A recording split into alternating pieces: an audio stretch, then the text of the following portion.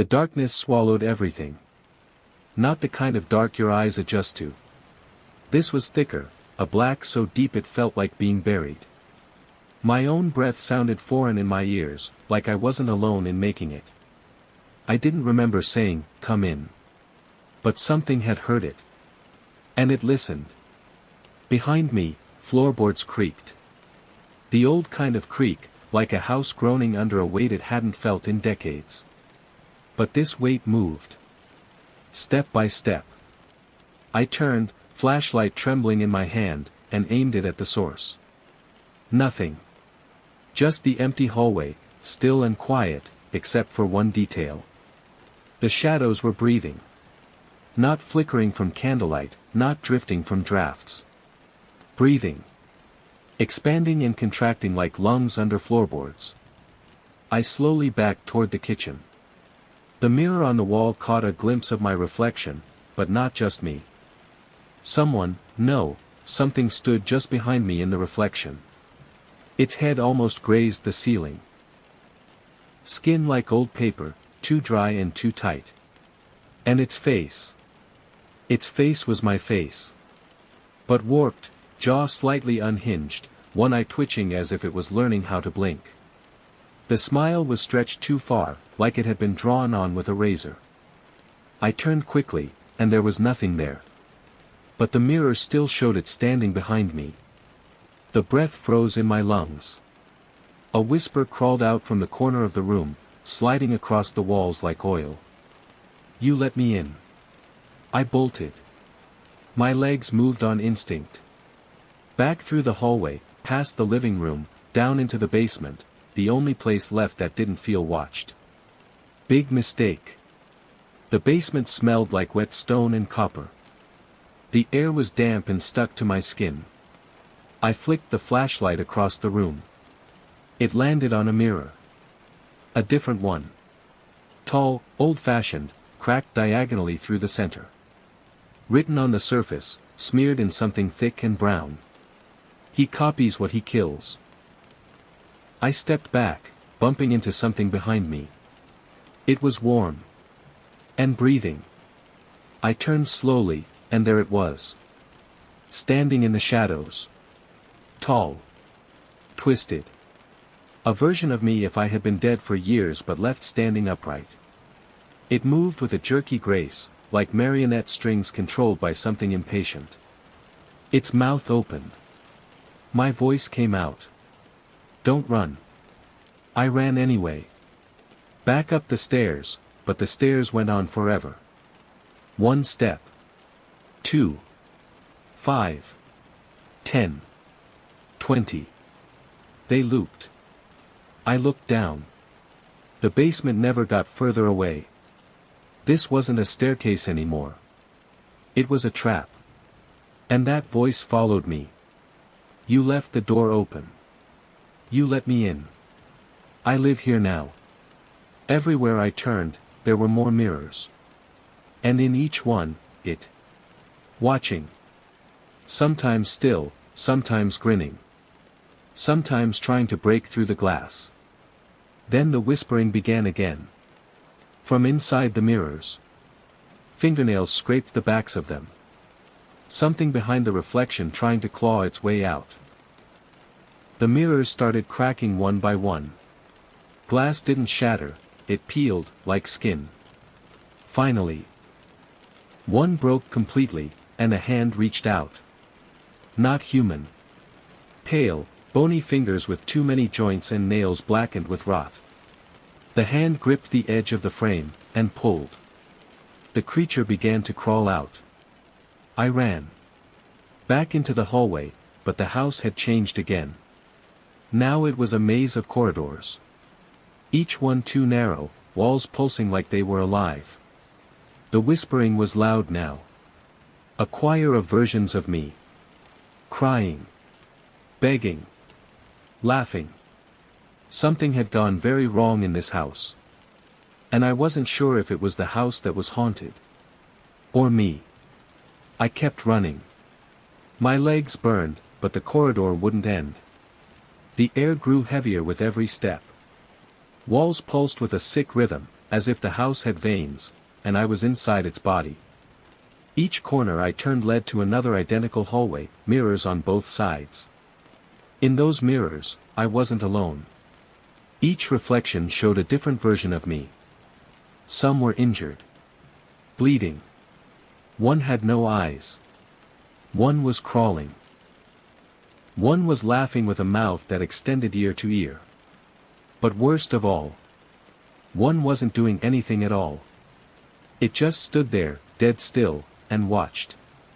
As I passed it, I swore it turned its head. I slammed into a door I hadn't seen coming. A brass knob, icy cold. I threw it open and stepped through. And the world shifted. Suddenly, I was in my childhood bedroom. The old posters. The desk lamp. Even the slight creak in the wooden floor I hadn't thought about in years. I stood stunned, panting, flashlight dimming. On the bed sat a stuffed bear I lost when I was 8. Something was wrong. I backed up. Reached for the doorknob again to get out. It wasn't there. The door was gone. Just 4 walls now, smooth and blank. Then I heard the knock. 3 soft knocks on the closet door behind me. I turned. It opened, slowly, on its own. From the dark within, 2 hands reached out. Small ones. Childlike. A little boy stepped out, barefoot, dressed in pajamas. His face, it was mine. A perfect replica of what I looked like when I was 9. But his eyes were full black. And when he smiled, my own adult voice came out of his mouth. I didn't forget you. Why did you forget me? I froze. The air turned frigid. The room seemed to breathe with him. He stepped closer. You locked me in here, he whispered. For a long, long time. He was right in front of me now. He reached up, his small fingers touched my cheek. I waited. I learned. I became everything you wanted to forget. Suddenly, the walls melted away. I was back in the cabin. On the floor. Gasping. It was dawn. Light spilled in through the window, golden and soft, like none of it had happened. The fire was still crackling, the kitchen clean, untouched. But the mirror on the wall was cracked. I staggered to my feet, grabbed my bag, and ran out to the car. It started. I didn't even care about directions. I drove. Through the trees. Down the dirt road. Past the goose-shaped mailbox. When I hit the highway, I finally checked my phone. Full signal. Dozen of missed calls. But no texts from the host. No confirmation emails. No booking history. Nothing to prove I'd ever been there. Except one thing. In my passenger seat, was the tarnished brass key.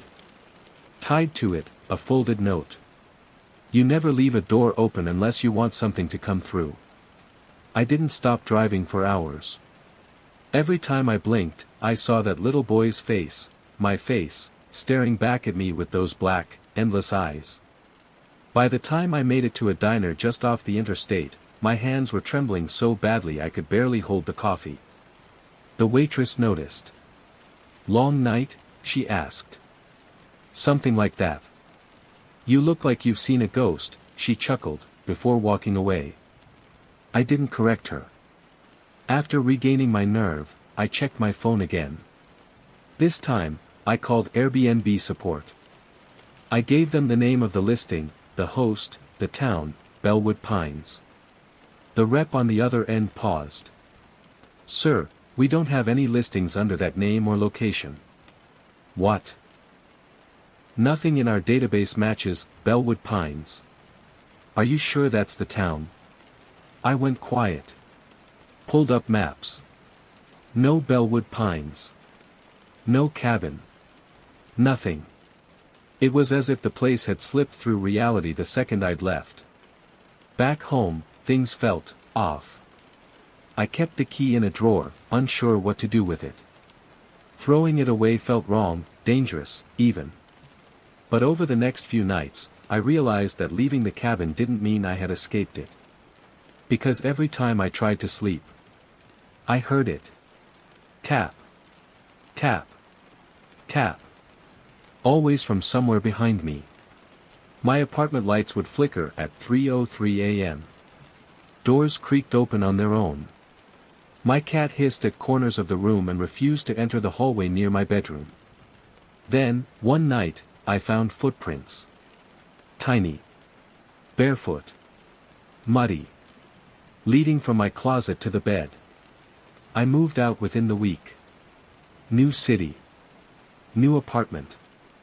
I paid extra for a place with no closets. Just open racks. I slept with the lights on, drank myself to sleep most nights, and told myself it was over. But 2 weeks later, I woke up with a folded note on my pillow.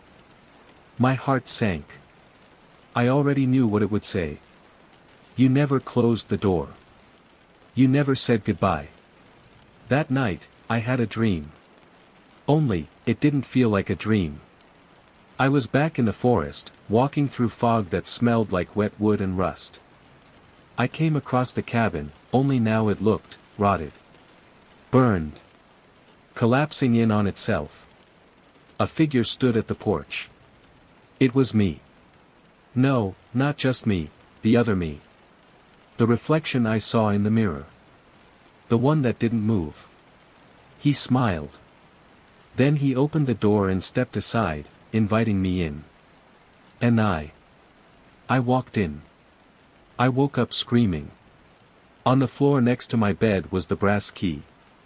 And carved into the wall above my headboard, as though scratched with fingernails.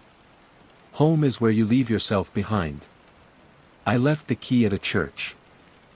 Not just any church, an old, Gothic cathedral downtown where the doors were always open, and no one ever asked questions. I didn't speak to the priest. I didn't explain. I walked up to the altar during the quiet of mid-afternoon mass and placed the tarnished brass key right on the stone. I turned around and left before anyone could stop me. And for a while, I thought it worked. The tapping stopped. The lights no longer flickered. My cat returned to sleeping near the foot of my bed. I began to convince myself it had all been a very elaborate psychological breakdown. Lack of sleep. Stress. Loneliness on the road. Hallucinations can explain a lot. Until I saw her. Not the woman from the mirror. A new one. It was 2:37 a.m. I woke to a faint scratching sound, like fingernails against drywall. I sat up and waited for it to stop. But it didn't. I traced it to the window across from my bed. Drew the curtains. And there she was. Standing in the rain. Not shivering. Not blinking. Her face was hidden by a curtain of dripping hair, but her dress, it was white. Soaked. Old-fashioned. Victorian. She raised one hand and tapped a single finger against the glass. Tap. I blinked, and she was gone. The next morning, the outside of the window was clean. No prints. No footprints in the wet grass below. But there was a string, a red thread, tied tightly around the middle pane. I didn't touch it. I didn't sleep the next night. Or the night after. When I finally did, I dreamed again. Of the cabin. Of firelight and screaming. Only this time, it wasn't me inside. It was her. The woman in the rain. She walked through the rooms barefoot, dragging that red thread behind her like a lifeline, or a leash. And she whispered names. Names I didn't recognize, but one I did. Mine. I woke up to find the red thread tied around my wrist. That was only the beginning. The walls started talking. Not loudly, whispers, like someone just on the other side of a wall that shouldn't exist. They said things I tried to forget. Memories I had buried years ago. A girl I once loved, and what I did to her. The lie I told my family. The money I stole. The face of a man I hadn't seen since I was a teenager, who vanished without a trace. The whispers knew them all. They weren't haunting the cabin. They were haunting me. Because I had stayed too long.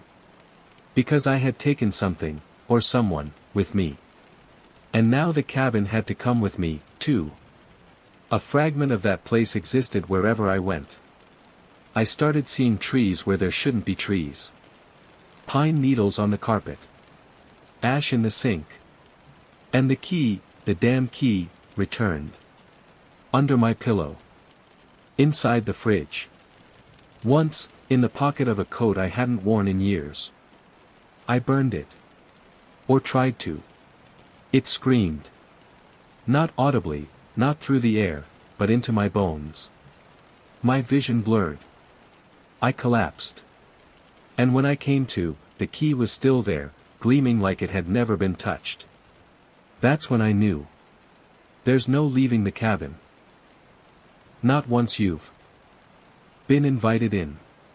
It's not a place. It's a door. And doors can follow you. I've started locking my mirrors. Not just avoiding them, I put blankets over them, nailed wood across the bathroom one. Anything reflective invites her in. The woman. The version of me. Sometimes both. Sometimes, others. They smile too much. They know things I don't remember telling them. And now, every few nights, someone knocks at my door. Not loudly. Just once. Tap. I don't open it. I won't. Because one day, the knock will come from inside the walls again. And when it does, I don't think I'll be able to ignore it anymore. The root that never dies. I started hearing the music again last week. Soft piano, off-key, playing from somewhere far beneath the house. Which is strange, because I live in a third-floor apartment. No one below me.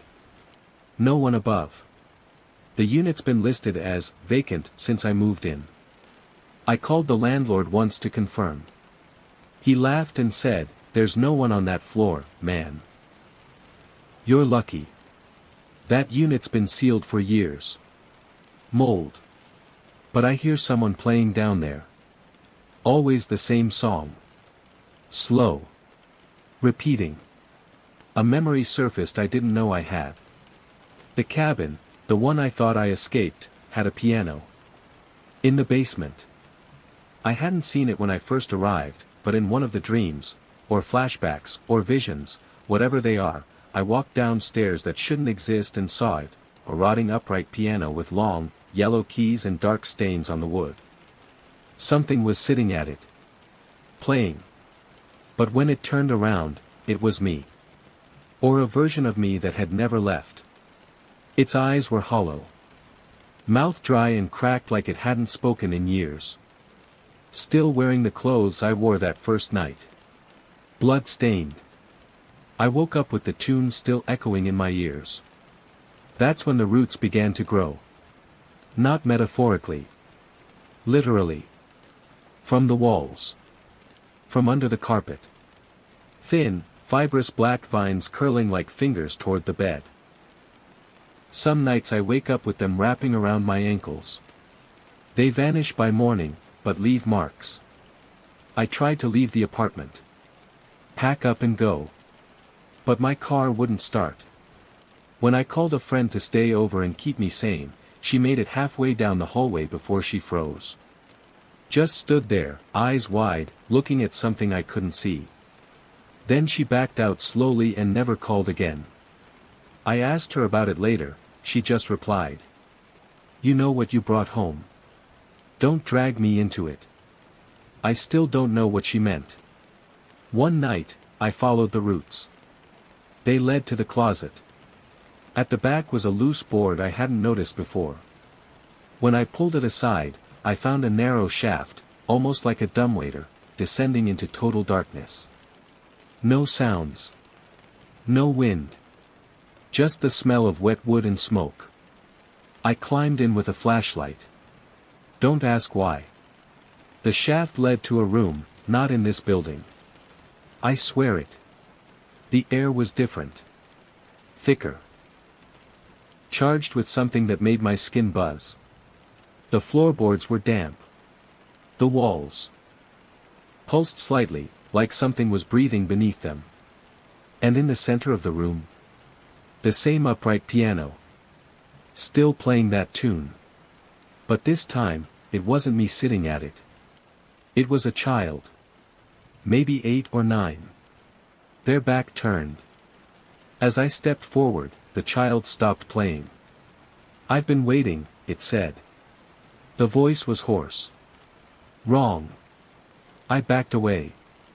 The child didn't turn. Just spoke again. "You brought it home. Now you can't send it back."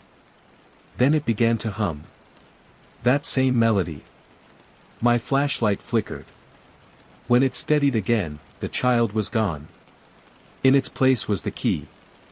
Same tarnished brass, sitting on top of the piano. I didn't touch it. I climbed back up. And I sealed the shaft. But it's not enough. Because now the roots come faster. And the tune plays louder. And last night, I heard 3 knocks on the inside of my closet. The root that never dies. Continued. I didn't sleep last night. Not after the knocking. It was 3 slow knocks, just like before. Only this time, from the inside of the closet. The one I sealed shut. The one with the shaft behind the panel. I stared at it for hours. At 3:47 a.m., something breathed from behind the wood. I swear I felt it, hot and moist on my face like an open mouth just inches from mine. Then it whispered. "The door's just a door. You made it a wall." I didn't answer. I couldn't. The thing in the walls didn't knock again. It didn't have to. The roots did the rest. They've spread faster. Now crawling up my bedroom mirror, across my kitchen tiles, even into the fridge. I threw out all the food, everything tasted like ash. Water comes out brown. I haven't showered in 3 days. And worst of all, the piano never stops now. It plays during the day. Faint, like it's drifting up through the pipes. I've banged on the floors, called the building manager, even tried recording it. But when I play it back, just static. I tried sleeping on the couch. That's when I saw the reflection again. Same hollow eyes. Same too wide grin. But it's not copying me anymore. It's moving on its own. Standing behind me in the mirror even when I'm not facing it. Once, it waved. And something, waved back. Last night, I broke. Grabbed my bag and ran. Out the door. Down the stairwell. Out onto the street, barefoot in the rain. I didn't care. I booked the cheapest motel I could find. Didn't even check in with a name. I just wanted one night. Just one night to breathe. I locked the door. Pulled the blinds. Laid on the bed with the light on. And for a moment, I thought I'd escaped. The room was warm. The silence complete. Until I saw the piano key on the nightstand. That same brass key. Only now, the teeth are twisted. Bent like they've been turned inside a lock no one should open. The label on it said, Unit 3A. Welcome home. I left the motel before dawn. And when I got back to my apartment door, my real one, the one I swore I'd never return to, it was open. The roots had grown out through the crack. Crawled into the hallway. Carved black veins across the ceiling tiles. And inside, someone had been living in it while I was gone. Not squatting. Not hiding. Living. There was a cup on the counter. Still warm. A pair of muddy boots by the door. A coat, hanging on my hook. And on the fridge, in my handwriting. You finally made it back. We've been waiting. Do I go in? Do I run? Does it matter anymore? Because as I stood there frozen, debating what reality even is at this point, the lights flickered behind me. Then I heard the piano. Not from inside the apartment. From inside me. Somewhere deep behind the ribs. That same melody, echoing through my bones. Out of rhythm with my pulse. And a voice that wasn't mine, breathing softly. He's almost here. The root that never dies. Continued, Part 2. I backed away from my apartment door. The roots had curled around the doorframe like blackened fingers, brittle, but somehow pulsing with life. The air smelled like mildew and rot, like wet soil left too long in the dark. And that piano. I could still hear it, not with my ears, but inside my chest. Like something was plucking my nerves as strings. I should have run. I meant to. But my body, it walked in. The moment I crossed the threshold, the door slammed shut behind me with a force that shook the pictures on the walls, or what was left of them. All my photographs, all my books, torn, burned, or replaced. Replaced by drawings. Dozens of them. Pinned to the walls. Scattered across the floor. Every single one, of me. Sleeping. In bed. On the couch. Curled on the bathroom floor. But I hadn't drawn these. I never owned charcoal pencils, never scratched frantically in the corners of cheap paper. But here they were, hundreds of them. Each more frantic than the last. The worst one was nailed above my bed. It showed me watching myself sleep. And in the corner of the frame, something else. A figure in black, scribbled over so violently its eyes had been cut through the page. I turned away. Then I saw it. A trail. Of muddy footprints. Leading from the front door to the basement hatch I forgot even existed. The footprints were mine. But I've never been down there. The hatch creaked open before I even touched it, just like the front door of that Airbnb cabin. And below, in the dark, something whispered. He's here. The root is fed. It remembers now. I don't remember going down the stairs. All I remember is the smell. Old blood. Wet leaves. Something sweeter beneath it, like rotting fruit. The basement shouldn't have been more than a concrete box, but the stairs kept going, and going. Spiraling deeper, farther than the building should allow. Roots dangled from the ceiling, twitching slightly like they were breathing. I passed walls lined with portraits. Not painted, grown. Faces pressed into the bark, mouths open in mid-scream, eyes made from wriggling knots of moss. One of them was me. Then I reached the door at the bottom.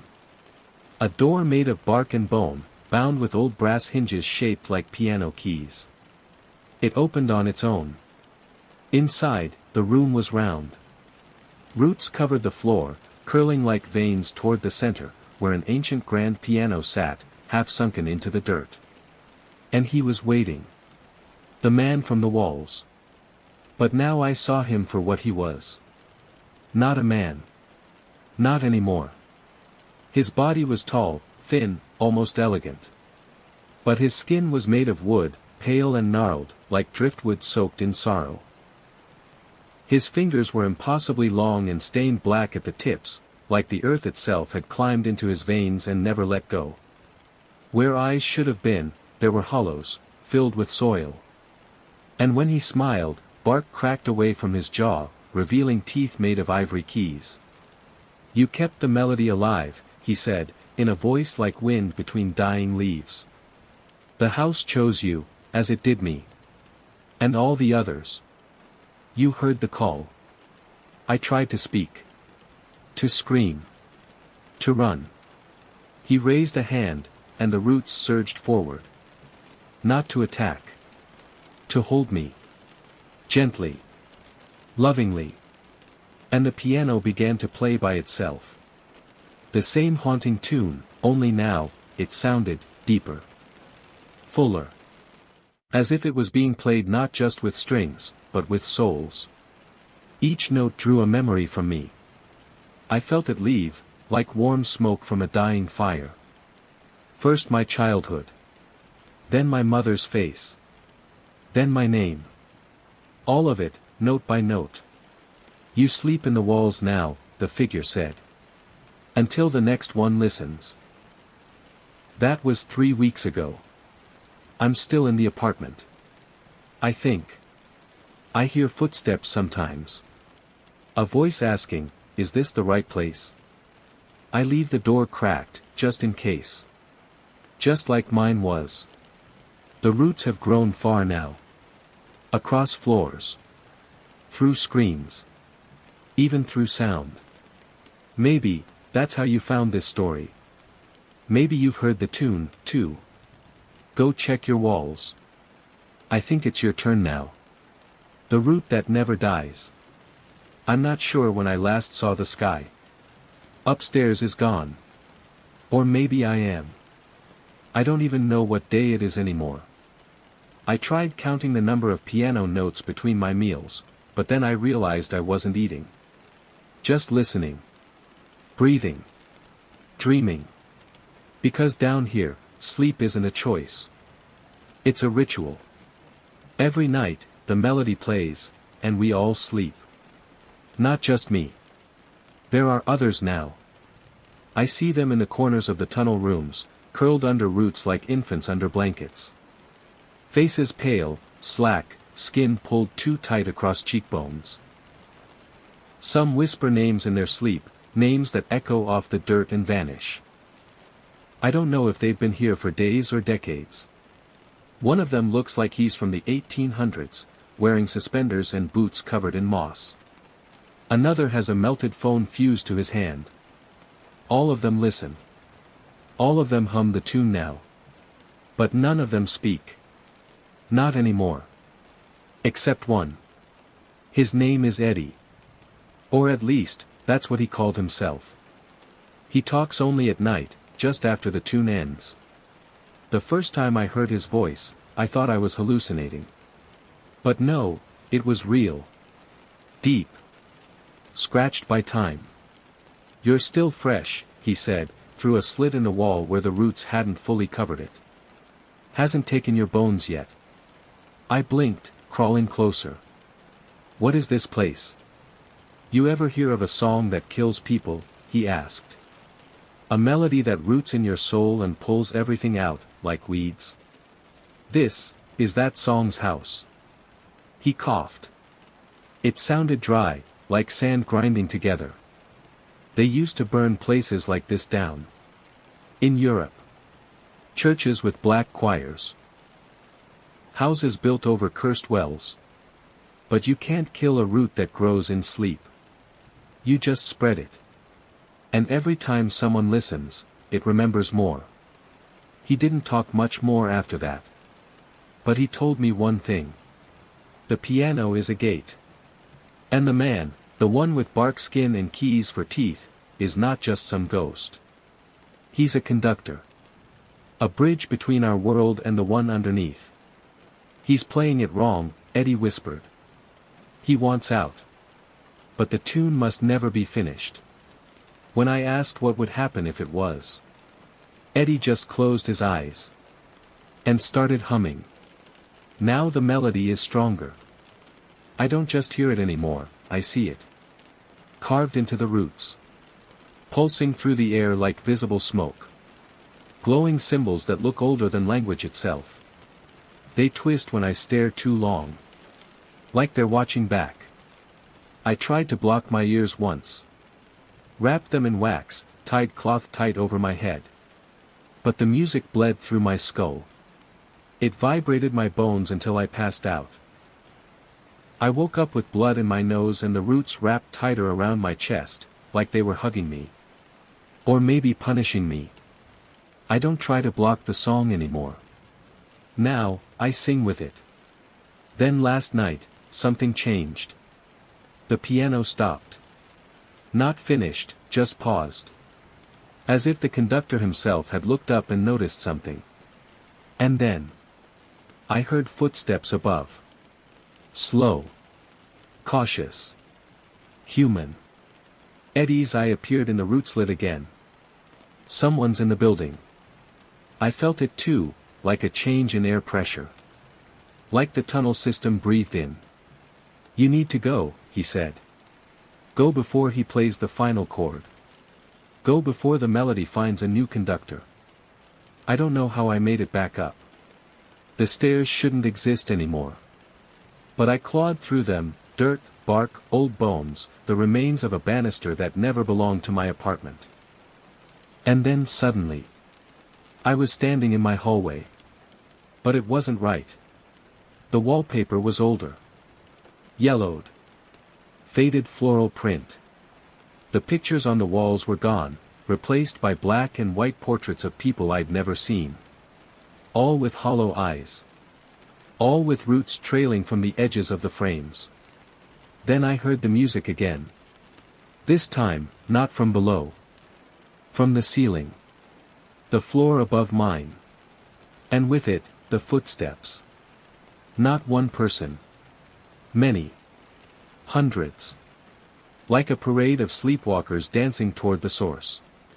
And in the stairwell, I saw the shadow of a figure descending, tall, bark-skinned, mouth stretched too wide. He wasn't coming to find me. He was coming to hand over the piano. The air in the hallway had changed. It wasn't stale anymore. It was charged, like right before a lightning strike, or the hush before a crowd screams. The wallpaper was breathing now, subtly pulsing in and out like it had lungs buried behind the plaster. I didn't know whether to go up, or hide. But it didn't matter. Because the melody had shifted. It wasn't coming from the basement anymore. Not entirely. It was leaking from the ceiling, from light fixtures and cracks in the drywall, like a fog that had learned how to sing. You shouldn't be here. The voice came from behind me, a child's voice. I turned. A little girl, maybe 7 years old, stood barefoot at the end of the hall. Her eyes were milky white, her hair soaked as if she had just stepped from a lake. She was holding a doll made entirely of roots. Its face looked just like mine. You brought the tune with you, she whispered. It's growing now. Growing tall. Before I could answer, the lights flickered and the entire building groaned, like its bones had shifted. The floor beneath my feet rippled. Paint flaked off the ceiling like falling ash. And then the first door opened. Apartment 6B. A man walked out. Or, rather, he glided. Thin, impossibly tall, his limbs longer than they should have been. He was humming. That same cursed melody. Behind him came more doors. More people. Every tenant I'd never met. And every one of them was already half consumed, bark splitting their skin, vines threading from their mouths. Yet they smiled. Peacefully.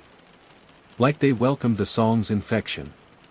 It wants an audience, whispered the girl. The melody is lonely. That's why it started with you. I ran. Down the stairs. The building twisted behind me, the walls reconfiguring themselves like a maze. Every floor looked the same now, faded photos, pulsing wallpaper, and music bleeding from the walls like sap. When I reached the ground floor, the door was gone. Replaced with a mirror. No, not a mirror. A window. It looked out onto an impossible forest. Trees taller than skyscrapers, leaves black as obsidian, and at the center, a clearing. And in that clearing, the piano. Massive. Living. Its keys were bones. Its frame made of roots and ribs. The man stood before it, the conductor, hunched, twitching, his fingers bleeding into the keys. Every time he pressed a note, another tree grew. Behind him sat pews, filled with people I didn't recognize, all humming. All asleep with eyes open. I slammed my fist against the glass. Nothing. You can't stop the recital now, said the girl behind me. You accepted the tune when you listened. And now, you must hear it through. Even if it never ends. Suddenly, the hallway stretched. Pulled like rubber, drawing me forward, toward the window.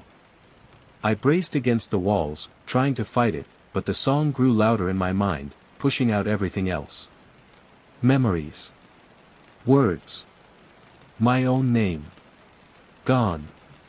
Then. A hand grabbed me. Eddie. His eyes were bloodshot. One leg was missing, torn off at the knee and wrapped in root bandages. They made me a usher, he growled. I walked the new ones in. But not you. I owe you that much. With strength I didn't expect, he pulled me backward, into a side door I hadn't noticed. It closed behind us. Silence. Actual silence. No music. Just dripping water, darkness, and the sound of something breathing deep below us. There's only one way out, Eddie said, coughing blood. You need to play the melody backward. I stared. What does that mean? There's a second piano. One that plays silence. It's below the roots. In the hollow under the forest. But you'll have to remember the song. Every note. In perfect reverse. Miss a beat, and it starts over. And that's where I am now. Digging downward. Through soil that bleeds. Roots that scream. Toward a melody of unmaking, chasing the hope that somewhere at the bottom of this cursed song is a silence that can end it. But as I crawl deeper, I swear I hear it again. Not the music this time. A voice. Play for me. One more time. The tunnel beneath the apartment twisted like a burrow made by something with no sense of direction, wild, hungry, chaotic. Every few meters, the roots thickened. They weren't just wood anymore, they had veins. I could feel them pulsing. Sometimes, I heard them whisper to one another. And still, beneath it all, a sound. A heartbeat? A low, resonant hum? No. A single, eternal piano note, vibrating through the earth like an echo trapped in time. I gripped the broken flashlight Eddie gave me. Its beam flickered more than it shone, casting shadows that often didn't line up with my movements. You must remember every note in reverse, Eddie had said. But how was I supposed to remember something that wasn't written, wasn't sung, but rather implanted, like a dream that replaced all other memories? After what felt like hours, could have been days, I reached a chamber. Circular. Too perfect to be natural. The walls were smooth stone, but covered in claw marks and what looked like fingernail scratches. Dozens, no, hundreds of them, like people had once tried to claw their way out. At the center sat a piano. Or what remained of one. It was carved entirely from white bone and blackened root, suspended above a pool of still, dark water. Its keys were uneven, some cracked, some warped, some shaped like teeth. Hovering above it was a figure. Not a person. A shape of smoke and ash, constantly shifting. One moment a child, then a crone, then a writhing collection of limbs with a stitched shut mouth. It pointed at the bench. Play. The command didn't come in sound. It arrived inside me. Like a thought I'd never had before, suddenly implanted with a memory I couldn't deny. I stepped toward the piano, breath shallow. I can't do this, I whispered. But my fingers were already moving. I played the first note. It struck the chamber like a drop of water in a glass world. The air fractured, not physically but, emotionally. A sharp feeling of grief washed over me, like losing someone you don't remember loving. I played the next. Then the next. I remembered the melody, not in its logic, but in its emotion. Each note tugged a different memory, pulling it into the open, exposing it. My childhood dog's death. My mother's last phone call. That look in my friend's eyes the day he said, "Don't follow me inside." And I kept playing. As I struck the final key, the sound stopped. Everything stopped. Even the roots froze in place. Then. A scream. Not from above. Not from behind. From inside the piano. It shook violently, and then cracked open. Something inside it was alive, and it didn't want me there. Shadows poured from the gaps between the keys, forming mouths that whispered words too old for language. The smoky figure above me began to dissolve. You should not have undone the ending. There is no silence beneath the song. Only the truth. The pool of water at my feet began to glow. Faintly at first. Then with a light that blinded. I shielded my eyes. When I opened them, I was back. The apartment. Same hallway. Same lights. Same faded photos on the walls. But it was different. Empty. Truly empty. I walked to my door, 3C. Opened it. Dust. No signs of life. No humming. No conductor. No Eddie. No girl. I stepped outside the building and found a street I barely recognized. Everything was faded. Still. Like the world had moved on without me. I passed a newspaper stand. Date. February 28, 2031. I had been gone nearly 3